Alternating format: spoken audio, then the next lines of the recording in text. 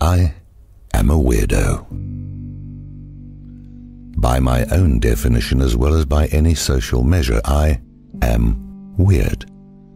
This is neither a brag nor lament so much as a simple statement of my place in all this, at least as I perceive it.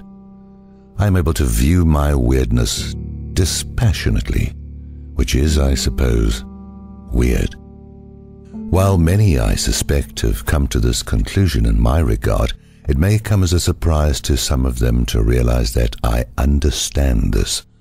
The crazy that knows he is crazy as opposed to the crazy that thinks he's sane. Not that I seek it or go out of my way to perpetuate it, but much like being, say, black or short, the acceptance of it as a fundamental personal reality goes a long way towards finding a level of social harmony, where being weird is just, well, weird.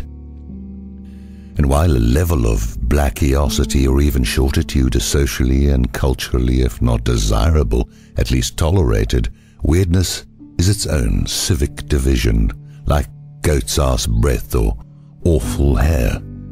It is to draw attention for all the wrong reasons, like a loud, noisome fart during a wedding or funeral, at that perfect moment when silence has descended and the audience is wrapped with sentiment and reflection. A Prozac moment, which defines you for generations to come among family and friends. He's the one who ruined Mama's eulogy and cleared the first 3 rows on the groom's side of the chapel for Boo-Boo's nuptials. It is infamy as opposed to fame.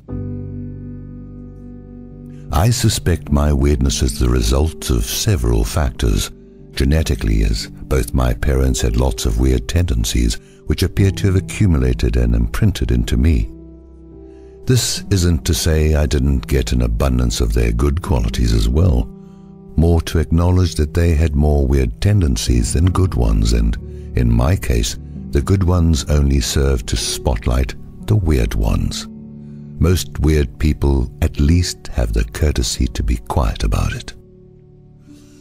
But displaying weirdness, as the interweb has proven repeatedly, is very popular presently, and often weirdness popularized becomes the new standard for normal, which makes people who don't go for such contrivances weird, perpetuating the cycle of weirdishness ad aboliem.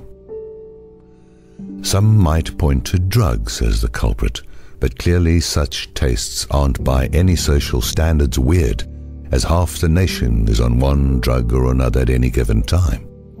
But the kind of drugs, not the good, safe, or deadly, legal, socially acceptable drugs like cigarettes or booze or pharmaceuticals, or even over-the-counter pain relief and medicinals, which combined kill about 1 million of us a year, but the awful, socially demonized, ungovernmentally sanctioned ones, the mind-altering kind, the kind that, combined, kill closer to 20,000 people in the USA a year. And to be honest, I, weird as I am, never trucked much with the ones that came with the body count, at least the illegal ones.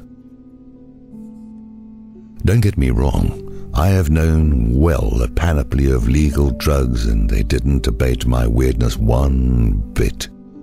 Frankly, by any real measure, they only made me weirder. Weirder still. Alcohol and prescription pharmaceuticals were the worst. They made me at times unrecognizably weird, like still being weird but being someone else who was weird. A different weird guy in the same old weird me. I might be a weirdo and all, but even I know that if one is resigned or inclined to druggish proclivity, then it behooves one to choose the drug best suited for one's idiosyncrasies.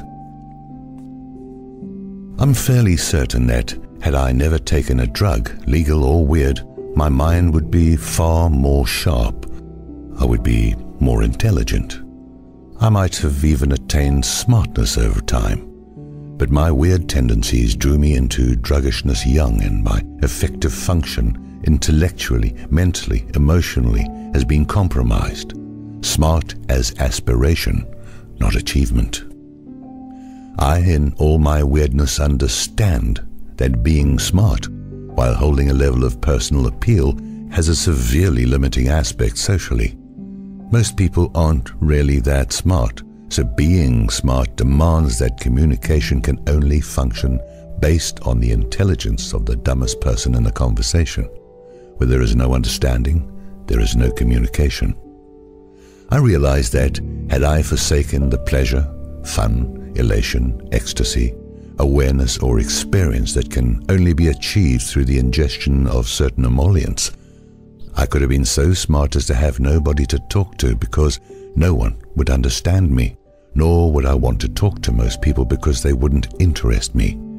Being too smart is weird too. But that isn't my problem. Not to suggest that I have a problem, but if I did, being too smart wouldn't be it. Frankly, most people don't want to talk to me that much anyway. I suspect because they think I'm too smart. Nor do they interest me all that much, unless I'm properly intoxicated. Then the conversation takes precedence over the individual participants and becomes interesting because of engagement, not individual capacity. Hell, I even think that's weird, but more than my independently minded hair or apparently uninspired sartorial inclination, my perception expressed defines my weirditude more than any other factor. I say weird things because I see the world quite differently than the average fellow.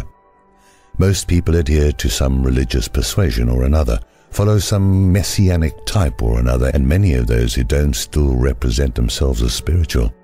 I am not spiritual, and I don't believe in any human notion of divinity, not a fucking one. Weird. Most of my fellow voting-age humans express a preference for some kind of Republican or Democratic party. Politically, others prefer the independent or even Green parties. I don't party with those types. I did when I was younger, but grew out of it by about 30, when I realized that they were just a different face of the same coin. A coin that we're in the pocket of. Weird. I never accept the official narrative at face value in the case of any momentous event. I operate from a perspective that if one is inclined to lie to me about these things, as our leadership has openly want to do, then I should bear in mind when they tell me things and weigh what they say against appreciable reality. Not taking admitted lies at their word strikes me as reasonable thinking. Hence, I don't believe JFK was killed by 2 random gunmen, or that RFK was shot in the back by a guy in front of him, or that JFK Jr.'s plane just happened to suddenly fall from the sky, or that those massive steel buildings just miraculously collapsed into the course of most resistance, their own footprints on 911. Weird. I don't accept that money is real. The evidence supports the creation of money as a way for some people to have huge amounts of it and all the power that is accorded it, its inventors, while it is used to stratify and demoralize those with only enough to subsist upon, its slaves. As money is created by fiat or design, by merely typing figures into a computer somewhere, all those starving so that some people can have more of those invented numbers than others are the victims of capital. I feel capitalism is the worst thing to happen to humanity. Capitalism is what makes companies like Dow and Monsanto produce known toxic substances that enter the food chain and contaminate all of us. Poison for profit.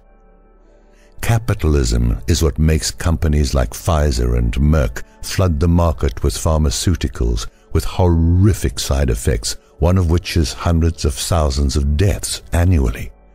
Capitalism is what makes companies like Boeing and General Dynamics and Halliburton demand a perpetual state of warfare so they can continue producing things which destroy us for profit. For figures on a piece of paper or computer monitor, the world is consumed and devoured, raped and desolate. This is what I think. Weird. I don't believe. I understand reality as it exists, accept that it changes, and adapt as best I can when those changes occur. Of course, the odd challenge will exist. Can I know for certain, say, the sun will rise, or do I not operate under the belief that such will occur? In the context of existence, if the sun doesn't rise, I won't be around to debate the issue, nor will anyone else, so such distinctions make little point. Cosmological events or global evolution can and will continue to make things we feel certain of unsure. But clearly certain realities are absolutely necessary for human perception to occur. The sun goes supernova, or a close passing comet wreaks havoc. All bets are off. In the framework of human enterprise, I operate based upon trust. I trust an honorable person will live up to their word. I trust a dishonorable person will not. Both people can be trusted entirely to behave in accordance with their natures. All people's natures can change or adapt in intense or extreme circumstances. This we can trust as well. But to tell me that a stranger in a suit is concerned about my well-being, a stranger in a uniform will protect me from harm, or that a man in religious apparel can pave my path to some ill-defined afterlife blissatorium, and for money no less, then I must state that I do not believe. This, above all other things, makes me a weirdo. I'm good with that. Upon reflection, normal seems kinda terrifying.